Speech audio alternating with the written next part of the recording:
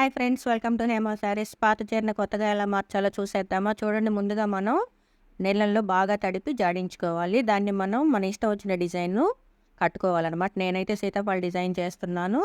ఇలా మనం బాగా మడుచుకున్న తర్వాత రబ్బర్ బ్యాండ్లతోటి మనం డిజైన్ అనేది ఇలా బాగా నీట్గా రబ్బర్ బ్యాండ్లు పెట్టి డిజైన్ చేసుకోవాలి.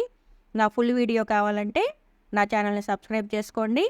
మీకు నీట్గా అందులో డిజైన్స్ కానీ కలర్స్ కానీ ఎలా యూస్ చేయాలనేది క్లారిటీగా ఉంటుందన్నమాట. ముందుగా మనం వేడి నీళ్ళని పొయ్యి మీద బాగా కాచుకోవాలి నీళ్ళని. ఇవి కెమికల్స్ అనమాట. నేను 2 కలర్స్ తోటి నేను ఈ శారీని రెడీ చేస్తున్నాను. నా వీడియో మీకు నచ్చినట్టయితే లైక్ చేయండి, షేర్ చేయండి, నా ఛానల్ని సబ్స్క్రైబ్ చేసుకోండి.